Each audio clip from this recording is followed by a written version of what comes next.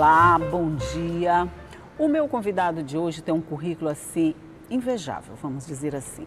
Ele foi vereador por 6 anos, deputado federal constituinte e está agora no seu 7º mandato como deputado estadual. Você tem ideia de quem seja? Pois é, quem veio tomar café comigo nessa manhã foi o deputado Edivaldo Holanda. Bom dia, deputado. Bom dia, Elda, com muito prazer. Estamos aqui mais uma vez para conversar contigo, tomar esse café maravilhoso e conversar com o Maranhão. Pois é, então vamos conversar e tomar café, que é sempre muito bom. Você já começou esse 7º mandato, 7 vezes 4, 28 anos, né, como deputado. Já é uma bagagem boa, né, deputado? A gente nunca está completo, sempre aprendendo, né? Mas tem uma experiência, a idade vai lhe dando experiência. Eu digo sempre o seguinte, experiência não se compra na farmácia. Você podia chegar lá e dizer assim, eu quero 20 anos de experiência em comprimidos bom, né? De 100 miligramas. É uma beleza, né? Mas não, já você imaginou tem que viver... quanta gente experiente ia ter por aí? Pois é, era muito fácil. Era muito fácil. Mas o bom é isso. Estou ficando mais velho? Não, mas a experiência só se conquista com a idade. Não dá para ser experiente quando se é criança, por exemplo, né? Não dá. Então, essa bagagem toda, essa experiência toda, o senhor chega no 7º mandato aqui no parlamento, lhe dá uma certa sensação de segurança com relação às coisas que são desenvolvidas dentro do plenário? Euda, mas antes de responder essa pergunta, a despeito da experiência, nos ocorre aquela questão do cidadão que vai pela primeira vez pedir um emprego e o diretor da empresa pergunta, qual é a sua experiência? Ora, é a primeira vez. Ora, sim. É tipo, eu só dou emprego para quem já é experiente, você precisa de experiência. Como você vai ter experiência se você nunca fez, gente? Pois é. Então, eu penso sempre nisto, porque a gente é muito demandado exatamente para isto. Mas, assim, a segurança, o tempo, a experiência, ela não traz essa segurança que muitas pessoas pensam. Ainda ontem eu via numa cadeia de televisão nacional importante, alguns artistas dizendo da insegurança, do nervosismo que eles têm quando chegam no palco. Então, sempre há nervosismo. Parece assim ser aquela a primeira vez. Num plenário deste, que você vê uma maioria esmagadora de jovens deputados de primeiro mandato, você poderia, no primeiro momento, pensar, eu vou tirar de letra porque a turma aí é inexperiente e eu já percorri uma estrada longa, mas não é assim. Essa turma nova, por exemplo, que está aqui, é uma turma preparada, né? Preparada, excelente, é uma semente que está aí nesse plenário e eu fico ali, aí sim, no tempo que eu tenho de plenário, desde uma Câmara Municipal, a um Congresso Nacional, a esta casa, secretarias por onde passei, eu fico olhando esses deputados novos na tribuna e analisando cada um e fico feliz, porque eu vejo em cada um deles uma promessa muito grande de um Maranhão sempre e cada vez melhor. E isso dá uma diferença, a experiência e a preparação. Eles não são experientes, mas eles são preparados para o cargo que eles se proporam, mais ou menos isso? Sim, porque nós vivemos uma época de tecnologia que eu não vivi atrás e muitos outros companheiros não vivemos para trás. E eles já nasceram dentro desse novo momento, dessa tecnologia que traz toda uma informação. Vide, por exemplo, a internet, não é? Que oferece tudo aquilo que você possa imaginar e que precisa. É verdade. Mas agora deixa eu provocar o senhor. Quando o senhor está sendo no meio desses jovens todos, preparados, como o senhor disse, uma sementinha se lançando por uma preparação maior ainda, você de alguma forma se sente ultrapassado? Não. É só provocação, tá, deputado? E é uma provocação boa, porque não diria ultrapassado, porque eu leio muito. Eu leio uma média de pelo menos 3 livros por mês. Eita, me ganhou, viu? A leitura é uma coisa belíssima, não é? Emocionante. E viciante, né? Vicia, não é? Você vive aquilo, vive aqueles personagens, a história e tal. Então, por exemplo, hoje está todo mundo ali no Zap, né? na internet, tal. E às vezes eu brigo com algumas pessoas queridas sobre isto e busco informações da mídia nacional, da área científica, mostrando que aquilo prejudica o cérebro, pode trazer câncer. E eu tenho uma pessoa muito querida que está com problema na coluna, exatamente por causa dessa posiçãozinha de olhar o celular. Isso. Aí eu prefiro o livro. Não é que eu não tenha as minhas consultas e o meu vício também de internet. Sim, é necessário. É necessário, é. Mas só completando aqui a sua resposta, se você não fizer isto, você vai se sentir ultrapassado realmente. Mas por mais que você faça, você não chega perto deles. Eles são, assim, nessas madrugadas e nos dias todos, a excelência da informação através das consultas. Então eu me sinto um pouco para trás. Não, mas aí vem a questão da experiência. É como a gente falou ainda agora, eles têm a preparação, mas o senhor já tem a experiência, já viveu tudo isso, já sabe como é que a coisa funciona. Mas eu pergunto, mesmo assim, dá aquele friozinho na barriga de vez em quando? Quando tem um projeto novo para ser votado, quando tem uma coisa nova para ser enfrentada, você não sente esse frio na barriga? Sim, aquele mesmo frio do palco. Você sabe que eu sou cantor Sim, também, não é? Claro, claro. E isso, eu vendo ontem na televisão isso e vivendo em mim. Se eu vou cantar num ambiente, por mais íntimo que eu seja dele, eu tenho impacto daquilo. Sim. A tribuna, você pode ver que eu não tenho ido à tribuna.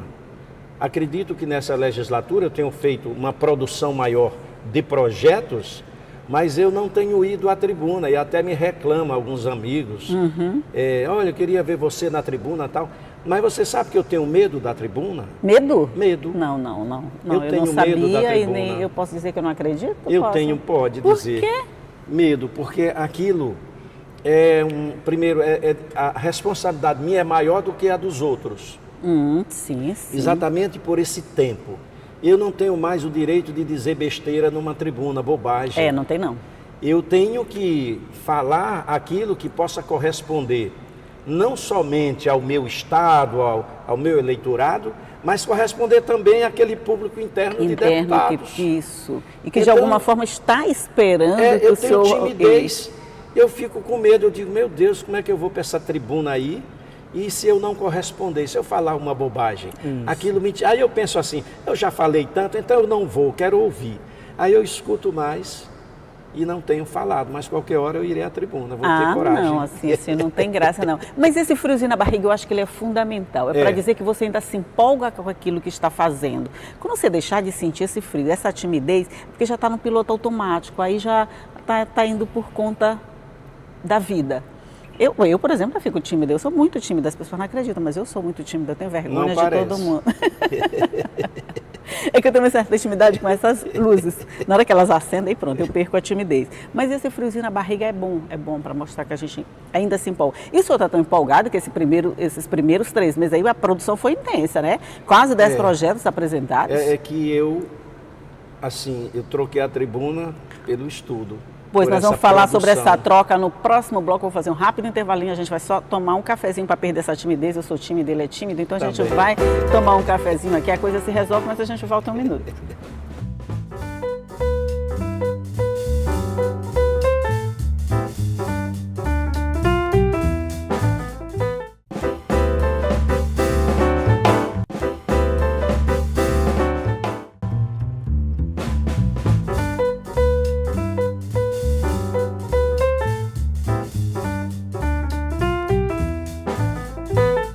De volta aqui para conversar um pouquinho mais e saber desses projetos já apresentados nesses primeiros 3 meses de trabalho do deputado Edivaldo Holanda, que já foram quase 10 projetos. Esse tempo economizado na tribuna tá servindo bastante, né? Sim.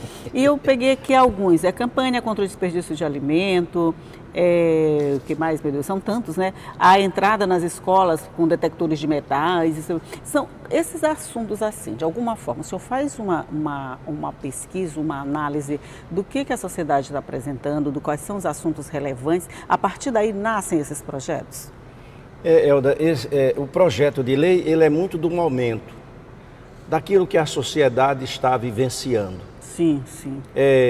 Projeto que nós temos aí, por exemplo, sobre o desperdício de alimentos, sobre a questão do adolescente que está ingerindo álcool já desde pequenininho, desde 12 anos de idade, principalmente no seio da família, sobre a questão da violência, detectores de metais nas escolas e tal. Então, tudo você vai ver que é algo que a sociedade vivencia. Nesse momento... Aí você parte para ver a deficiência. O que é que está faltando na sociedade, na comunidade, para que se dê ordem a isto? Está faltando uma lei. Nós temos muitas leis. Eu tenho muito cuidado com essa questão de fazer uma lei por fazer, que elas estão aí aos montões. A famosa lei que não pega, né? Não pega, não vale nada, tal. Tem que se ter cuidado nisso. E então nós procuramos fazer o que há de mais necessário para ver se, inclusive, as autoridades possam incrementar a tal lei e que ela possa pegar.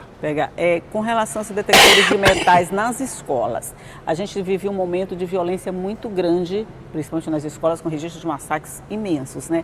Aqui no Maranhão, por exemplo, nós não temos ainda esse tipo de mecanismo que, de alguma forma, dê uma limitação nessa situação.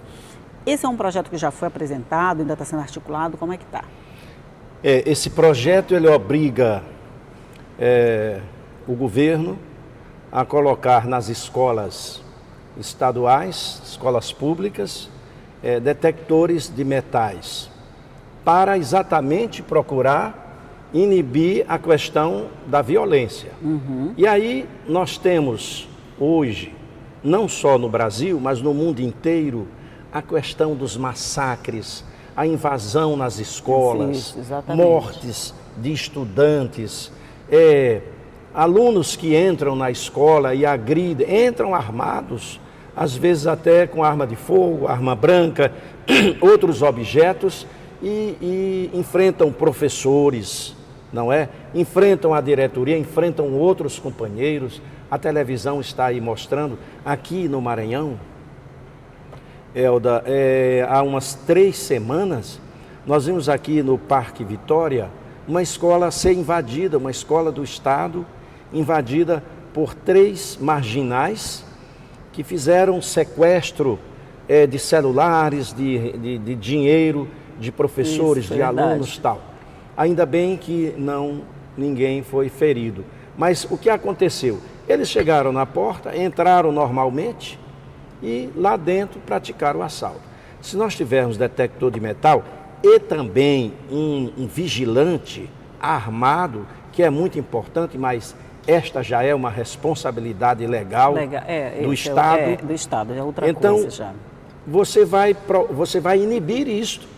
Você vê agora o IFMA do Monte Castelo, teve que entrar a Polícia Federal para abortar um provável massacre dentro do IFMA. Isso tem uma semana e meia, porque os indivíduos estavam ameaçando através da internet, e aí vem a questão, Deus é fiel, é bom, porque se Deus é bom e é fiel, por outro lado eles são burros, porque iam praticar uma ação, um massacre e divulgaram o que eles iam fazer. Aí era a questão da exibição pura e simples, olha como eu sou bom. Mas eles se exibem e fazem. Exatamente. E graças a Deus que a polícia chegou a tempo, prendeu alguns e estão sendo investigados e tal.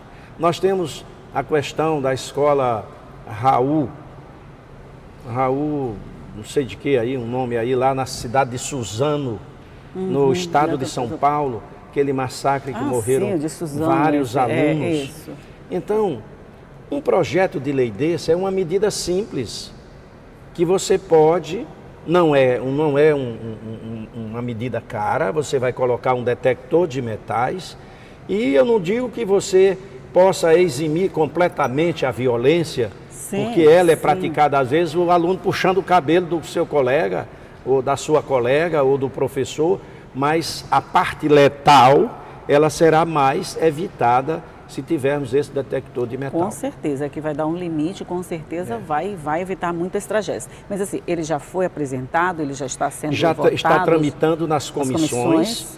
E eu acredito que ele será aprovado nas próximas semanas e acredito também que o governador vai sancioná-lo porque ele não tem vícios de inconstitucionalidade.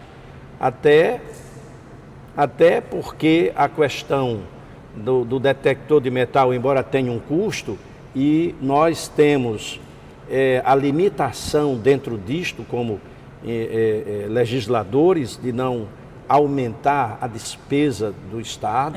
Isso. Mas eu acredito que é uma coisa tão irrisória que o governador deve assumir. O custo-benefício acaba sendo bem maior do que o benefício acaba sendo bem maior que o custo, com toda certeza. Aí a gente vem com a campanha de desperdício de alimentos também. Sim. Desculpa. Não. É o café. Olha que bom, como é que bota não, mas não é o seu café, olha aqui, ó. Deixa eu botar um café quente, que eu não quero ser responsável. Porque está frio. Eu já esfriou. É o ar-condicionado aqui. Vamos. Aqui, pronto, tá resolvido. Eu não quero ser culpada de nada. Melhorou? Tá quente? Demais. Pronto. Melhorou demais. Olha, esse é um projeto de lei, assim, que você podia dizer, um projeto de lei que estabelece uma campanha contra desperdício de alimentos. É uma bobagem. Não é bobagem. Nós temos informações, pesquisa da FAO, que é um órgão das Nações Unidas para a Agricultura, de que todos os anos no planeta nós desperdiçamos 1,3 bilhão de toneladas de alimentos. Que absurdo uma coisa dessa. Essa pesquisa que a FAO é uma sigla, FAO, mostra para o mundo é de que se nós, daquele desperdício, pudermos pensar só 25%, nós vamos alimentar 870 milhões de pessoas famintas no mundo. Aí você puxa aqui para dentro da sua casa. Eu sempre primei na minha casa, no sentido de que meus filhos não deixassem comida no seu prato. Eu sempre pus no meu prato, mas isso aí não vale nada, vale. Você põe no seu prato aquilo que você come, só. Eu digo sempre assim, olha, olhe que o mundo está passando fome. Veja quem está em volta de você sem alimentação. Então, essa campanha começa em casa. A economia de alimento tem filhos, tem parentes, tem amigos que você vê que enche um prato de comida, come um pouco e o resto vai para o lixo. É verdade. Aquilo é um crime de lesa pátria, porque são milhões passando fome. Aí, veja bem. Milhões jogando comida fora. Você vai no supermercado e vê as pessoas, e eu faço essa pergunta, os funcionários tirando aquele tomate, aquela batata inglesa, botando numa outra caixa, eu fico olhando. Ela tem um defeitozinho pequeno ali. O que é que você vai fazer? Eu pergunto. Não, isso aqui é jogado fora. Meu amigo, eu sei que não é você quem trata dessa política, mas nós temos orfanatos, nós temos bairros inteiros passando fome, que todo este alimento poderia ser canalizado para aquelas pessoas. Não é que o pior vá para elas, mas é que é alimento aproveitável. Mas, deputado, só pegando esse gancho, eu acho que eu vi alguma coisa de que tem uma regra que impede, por exemplo, que os restaurantes peguem a comida que sobra e entreguem. Acho que foi o Chitãozinho Chororó que falaram alguma coisa nesse sentido, de que é como se você estivesse dando restos. Sim. Então, eles têm muita restrição quanto a isso, porque eles queriam fazer a doação, porque às vezes você bota um pedaço de carne enorme num prato, a pessoa vai, come a metade, o resto fica lá. Aquilo não pode ser doado, porque é considerado não, resto. esse tem que ir para o lixo, pois porque ele está de um prato que eu estava me alimentando. E boa parte da alimentação que vai para o lixo é por conta disso, da gente botar coisa demais no prato, não consegue comer e aquilo não pode ser doado, porque ele já foi para o seu prato. Ele de alguma forma já pode ter alguma contaminação. Mas a mudança, assim, esses ajustes de lei poderiam dar resultados bem eficientes. Tá, né? A nossa lei prevê uma campanha na segunda semana do mês de outubro, que coincide com o Dia Mundial do Alimento, uma campanha feita pelo governo do estado. Isso aí passa a integrar o calendário oficial dos eventos do estado do Maranhão, essa campanha contra o desperdício de alimentos. E aí entram as empresas, uma Ceasa, por exemplo. Quantas Ceasas nós temos? Se isso for uma lei federal, nós temos que joga no mato alimentos que dava para saciar a fome. Você vê uma criança morrendo, você olha nos olhos dela, no físico, e vê que falta alimento. Pelo menos, se não tem o alimento espiritual, a própria educação, a cultura, que tem um alimento físico que mate a sua fome. À saúde, com certeza. Então, essa lei nossa, prevê que o Estado procure as organizações governamentais, não governamentais, as ONGs, os empresários, as famílias, que elas sejam despertadas naquela semana, segunda semana do mês de outubro, a fazer uma economia. Não é a questão do prato, eu estou aqui com duas frutas no meu prato, aqui sobraram eu vou para alguém. Não, é aquela comida que está na nossa cozinha e que eu deixo às vezes vencer. Não deu conta de comer tudo, né? Não deu conta de usar tudo, aí joga no mato. Ok, vamos de novo fazer... Não, a gente conversa demais, deputado. Vamos fazer a gente conversa muito mesmo. Vamos fazer um rápido intervalo aqui de novo na nossa conversa, mas a gente volta para conversar um pouquinho mais.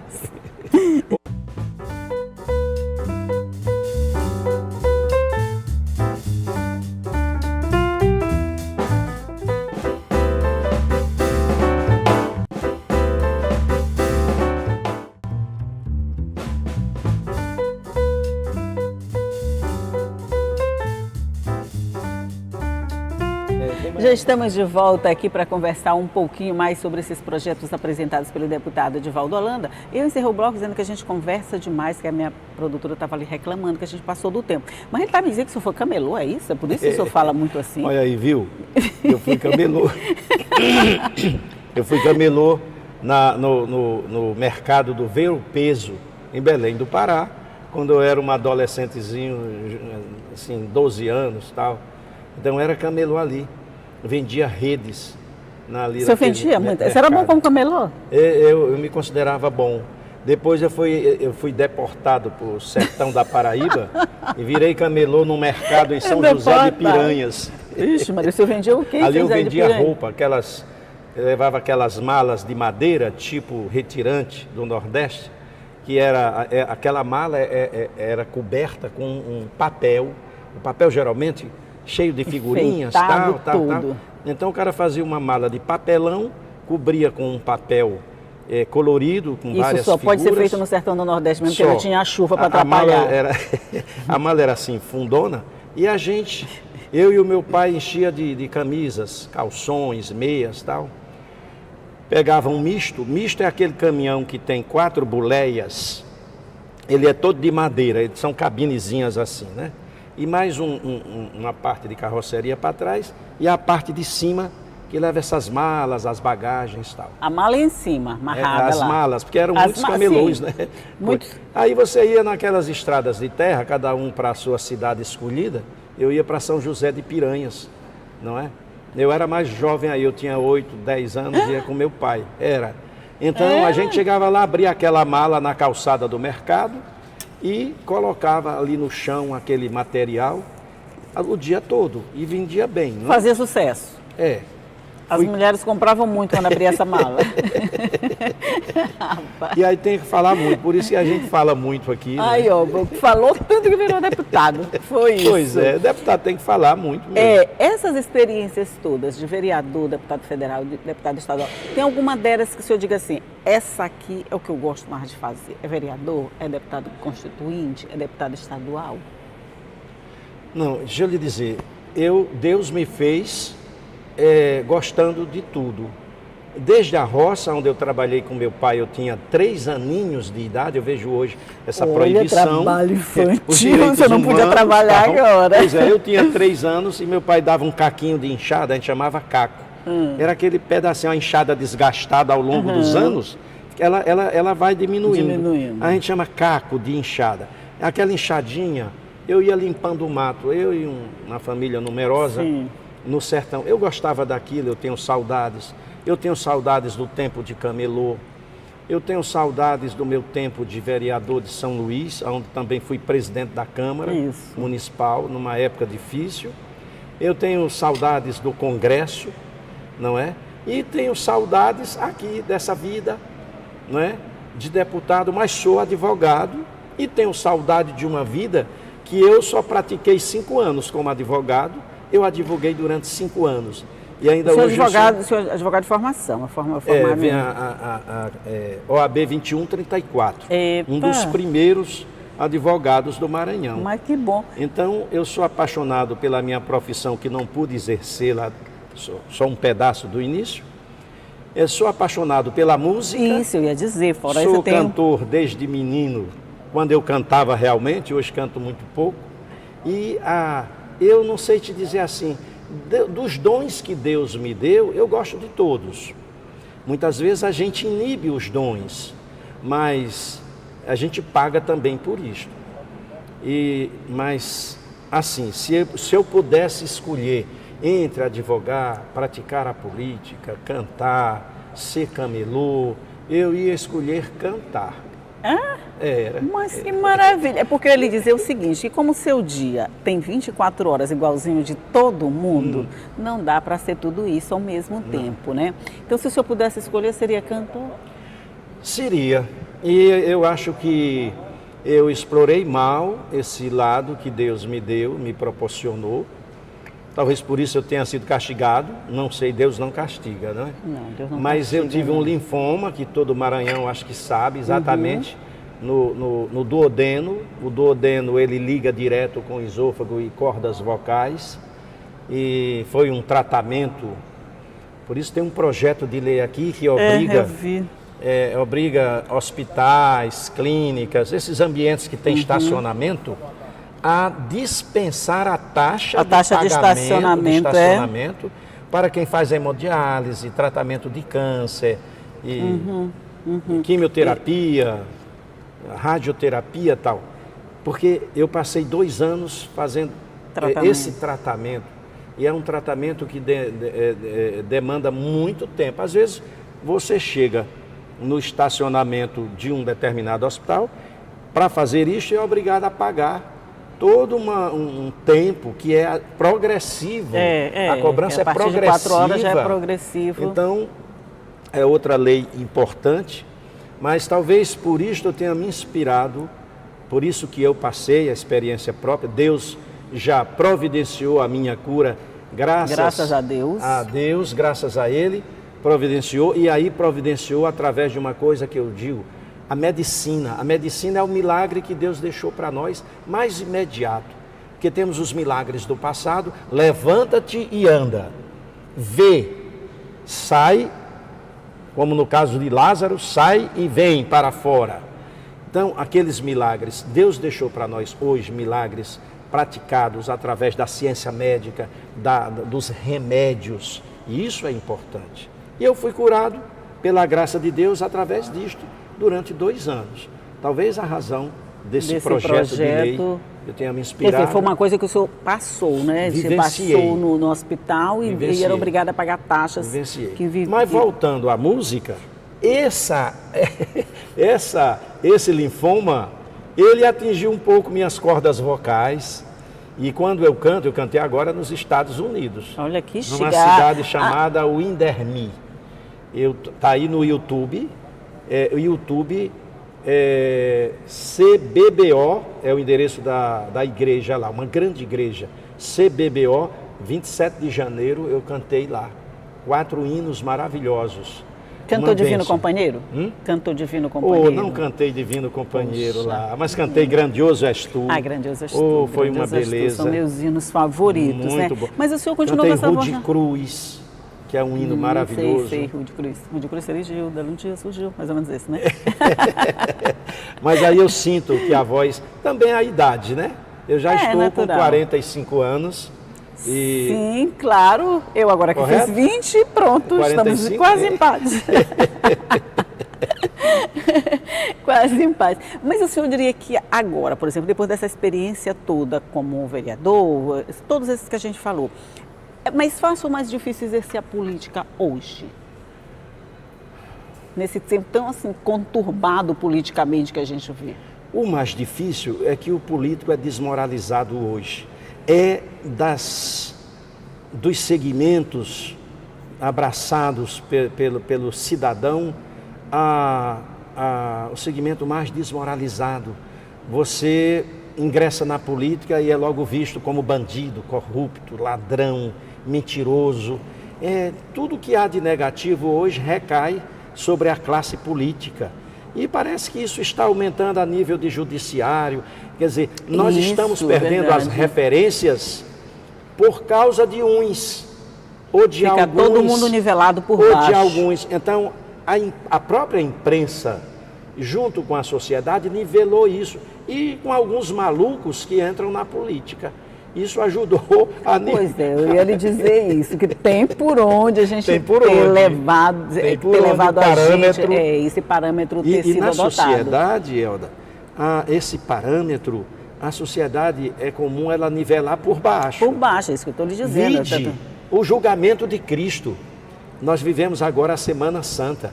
Quando Pilatos pôs Jesus e Barrabás, o povo escolheu Barrabás. Quem? Barrabás. E esse outro crucifica, mata e tal. E aí, não, que o sangue dele caia sobre nós e nossos filhos. Pagam até hoje. Responderam os judeus lá. Continua caindo, né? Continua caindo. Mas a política hoje é muito difícil em razão disso. Eu te confesso que a gente enfrenta esta barra de você dizer, eu sou político, eu tenho este mandato. Fazer uma campanha hoje é uma coisa penosa, porque você, de 10 pessoas que você aborda, 8 bate em você. Não é que bata diretamente em você, sim, mas ele chama logo de todo aquele conceito que ele já tem. É verdade. Aí é meio difícil. E sua situação fica um pouco mais agravada, um pouco mais facilitada por ser pai do prefeito de uma capital? A cobrança é maior, porque assim, eu nunca me meti nas questões do município. Eu nunca misturei meu mandato com a administração do Edivaldo Holanda Júnior, mas as pessoas não acreditam nisso. Nem os deputados, os colegas. É natural. Quando me trazem um problema que eu digo, olha, eu não me meto nisso, eu não vou lá. Aí olha para mim assim, com um olhar desconfiado, diz uma piada. E às vezes eu quero me zangar por causa disto, porque eles não acreditam. Nós já tivemos pessoas aqui em São Luís que se meteram na administração do pai. Aqui agora é o inverso, é do filho. Mas do pai, e todo mundo diz, acabou com o pai porque entrou lá na administração, dando ordens, fazendo isso, fazendo aquilo e tal. Então eu tenho um pacto com o prefeito de São Luís. Campanha dele eu sempre fiz com muita paixão, eu vou para a rua e faço. Terminou, acabou. É ele para lá na administração e eu para cá. Mas ali está o pai ajudando o filho. Depois disso, são políticos de Mas esferas o que acontece? diferentes. As pessoas querem um emprego na prefeitura e vêm através do pai, ainda diz o seguinte, o que é que o pai pede que o filho não faça?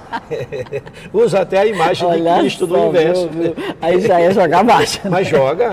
É jogar pesado, né? Então, às vezes, eu não quero citar os problemas, mas vocês podem imaginar quantos problemas que a pessoa acha que eu sou pai, e aí eu chego para ele e digo, faça isso. Jamais eu faria isto, que eu estaria violando a personalidade dele, a administração dele, e estaria também sendo corresponsável naquilo que desse certo ou errado.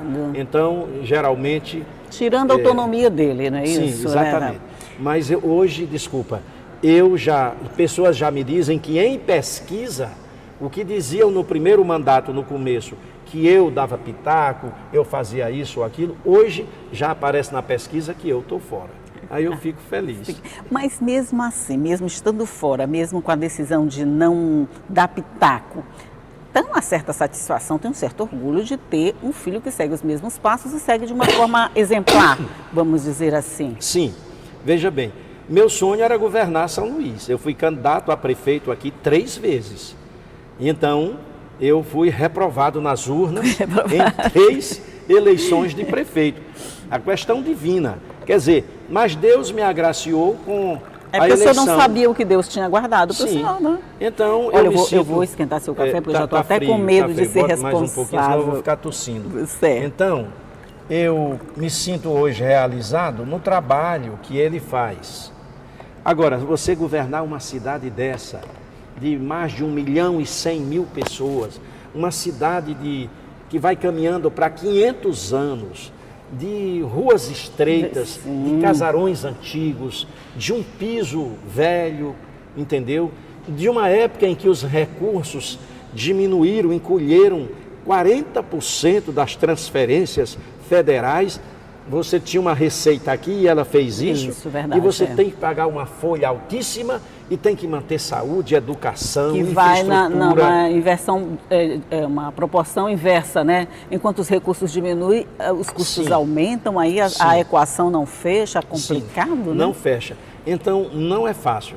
Às vezes eu digo assim, meu filho, como é que Deus lhe permitiu ser prefeito numa época dessa? Às vezes eu digo para ele disse, papai, não questione a vontade divina. Você está bem? Estou muito bem, estou em paz, graças a Deus. Aí eu fico feliz, porque ele enfrenta com muita graça a questão. E ele é uma figura que chega num bairro e é muito bem recebido. Pode o bairro estar com o problema que estiver, o povo tem um carinho por ele. E eu fico feliz, porque isso é uma graça divina. O carisma dele, que eu nunca tive, que eu não tenho, e muitos políticos não têm. Aquele carisma é uma dádiva divina. E então ele é muito bem recebido. E ele vai seguindo seus passos, né? Vereador, deputado federal. Foi vereador 2 vezes e foi deputado federal, o mais votado na época, na história de São Luís até então. E prefeito 2 vezes, em situações adversas, muito adversas, mas assim um prefeito que ele atribui sempre a mão divina conduzindo as pessoas nessas eleições. Isso é bom. Isso é bom, quando o resultado final, apesar de todas as dificuldades, você diz, eu estou bem, eu estou em paz, com minha consciência, sabendo que eu estou cumprindo a sua parte, aquele propósito, aquela decisão que eu me propus. Então, se está assim, está tudo bem, está tudo bom. Graças a Deus. A gente tem que marcar um café, mas a pessoa vem cantar. Aí eu não quero mais o deputado, tá? Eu quero o eu venho sim. Aí eu vou fazer o que eu gosto. Aí, olha, pronto. Márcia, toma logo essa agenda, tá? Ele não vem mais como deputado, agora ele vem como cantor. A gente vai cantar um pouquinho aqui nesse estúdio. Ixi, aí vai eu ser vou gostar. Aí vai ser bom, né? Eu acho que talvez dê para cantar umas 10 canções aqui, viu? Tá bom. A gente vai afinar esse repertório. 10 vezes 3:30. Eu estou vendo aqui o tempo, né? 3 minutos, em média. 10 não, mas 7 canções dá para se. Pronto, vamos ficar com 7 por aí, tá bom. Mas, deputada Rolanda, muito obrigada pela sua participação nessa manhã, nesse café. Obrigado. Quem diz obrigado sou eu, Elda, de estar aqui nesse café maravilhoso. E você tem também esse dom que Deus lhe deu de extrair, fazer perguntas, saber fazer perguntas. Você sabe que a entrevista, o sucesso dela depende do perguntador. Nada. Se ele pergunta bem, vai tudo bem, não é? Depende. Às vezes o cinegrafista também ajuda, não é? O cinegrafista atrapalha. Atrapalha, Não briga comigo. Um abraço, viu? Um abraço ao meu querido comigo, Maranhão, um abraço à minha cidade de São Luís, um abraço a você, um abraço a esta família maravilhosa do sistema de comunicação da Assembleia. Que Deus abençoe a todos nós. Obrigada, muito obrigada. Um bom dia para o senhor, um bom dia para você também que está nos assistindo, que sabe que toda essa conversa aqui fica à sua disposição no nosso site. Você pode rever a hora que você quiser. As nossas páginas nas redes sociais estão preparadas com todo o conteúdo para você, tudo feito com muito carinho. Mas só para te lembrar, eu vou estar aqui todo dia às 8h30 esperando por você, tá bom? E agora que nós vamos tomar café, viu? Tá, agora que nós vamos tomar café. Só a entrevista acabou, o café ainda não. Agora a gente come. Aí, ó. Pois é.